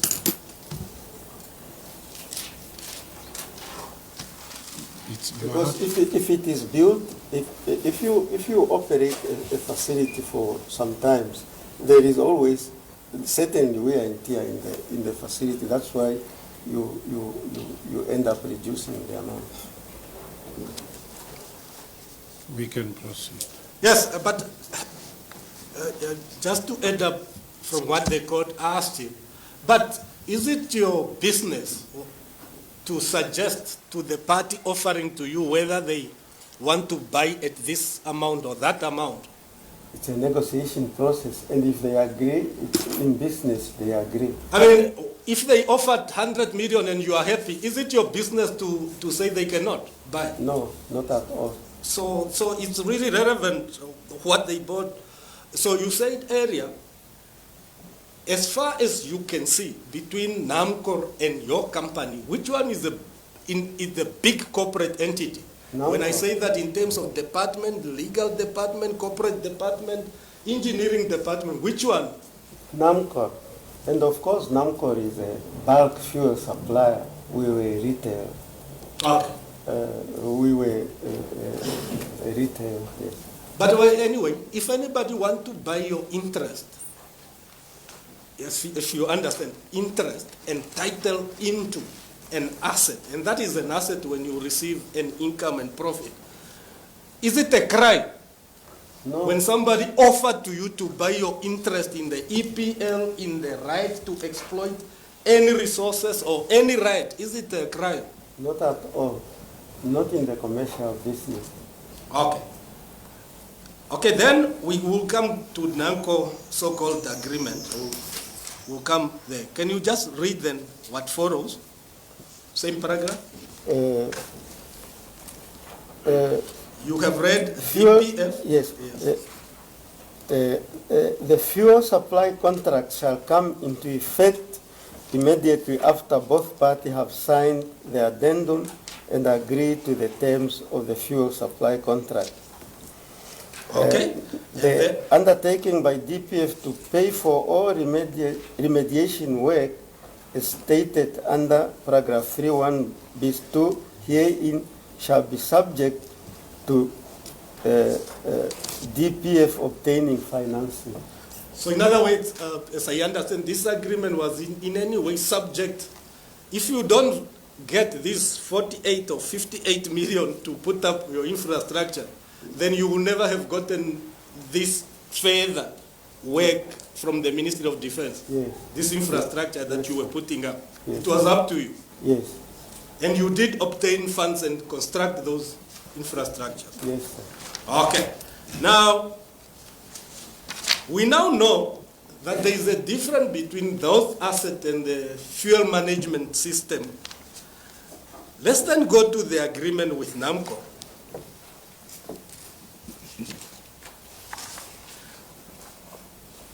Before that, may I ask the court to go to page 115? Because in the charge sheet, your worship, the state referred to an agreement signed between Defense and Enecon of 2016. I think it's better to start with that before we move to the Namcor agreement. In the charge sheet? Yeah, if you check on count 34 that I dealt with, your worship, you would see the state was trying to be innovative so as to lay its hands over my client to prosecute them. You see, it says, your worship, that count 34, it says that you committed fraud because you pretended that you own the assets when those assets were encumbered to the Ministry of Defense due to a 15-year agreement signed on the 15th of September 2016. So in other words, the state misunderstood this completely. They are saying you couldn't sell the title, the right and interest in the infrastructure because that is, the state has encumbered it. That's what, at the end of the matter, that appeared to be the case, will show I have never seen such a poor case with respect. Let's start at page 115. 115. And it goes up to page...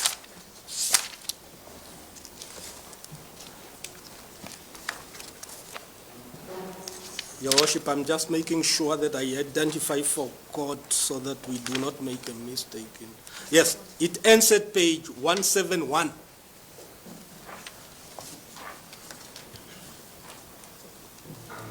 You see the agreement signed between Enecon and Ministry of Defense on the 15th of September 2016, from page 115 to 171. You see that, Mr. Erindi? Yes.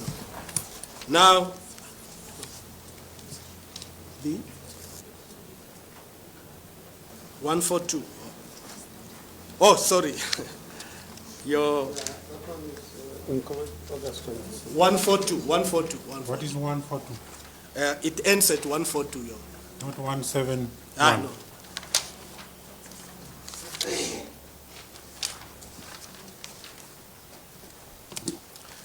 You see,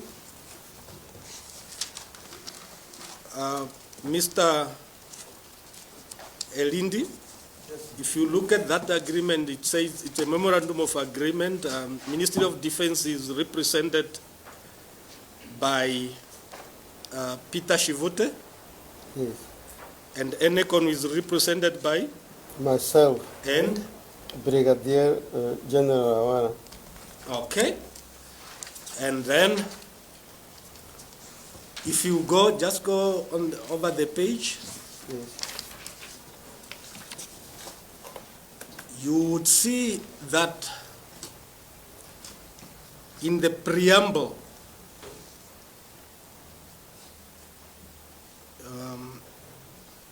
it referred to a 15 years exclusive agreement towards the end of the preamble. You see that?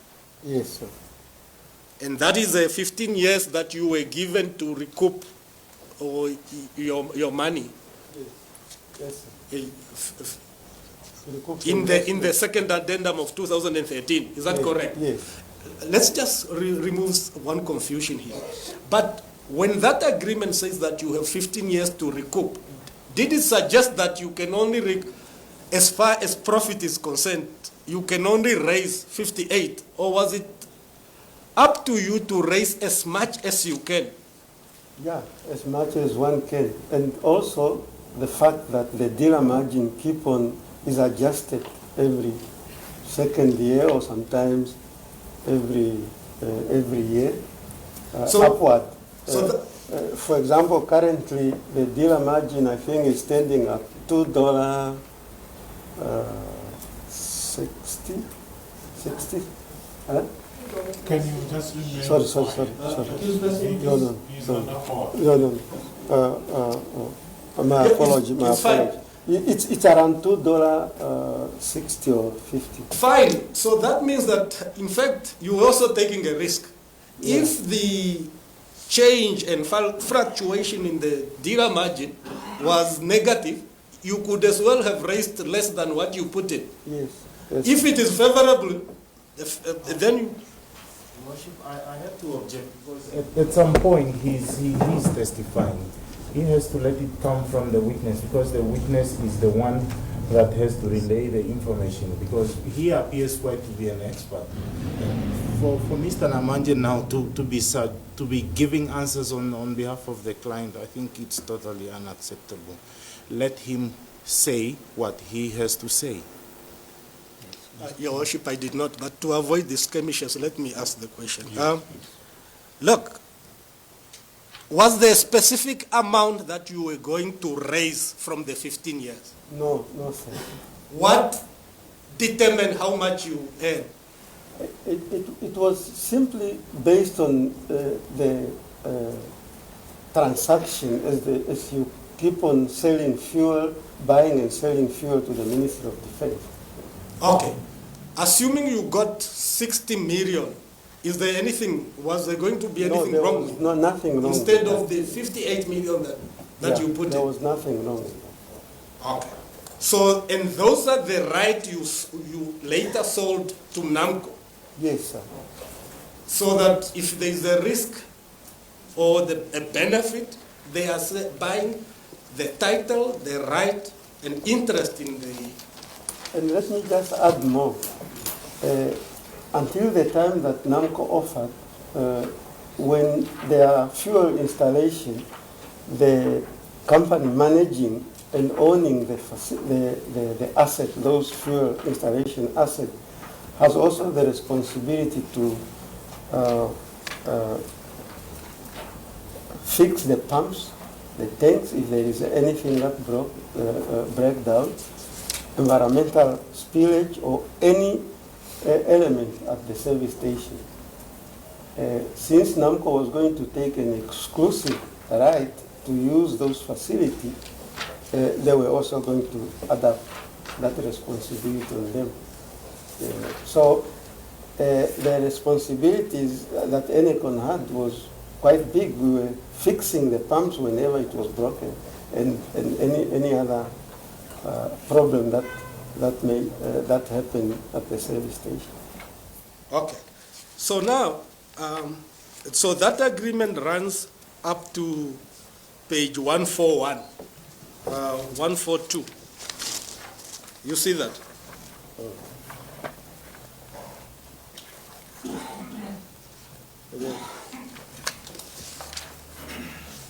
You see that? Yes, sir. I can see that. Yes. Okay, and maybe just one thing important. If there is a dispute, go to page 139.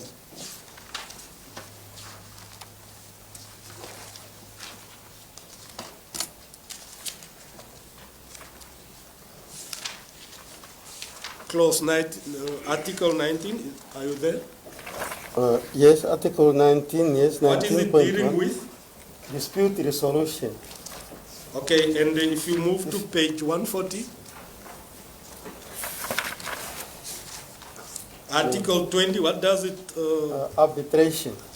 So those are the dispute resolution procedures if there was a problem between you and the Ministry of Defense. Yes, sir.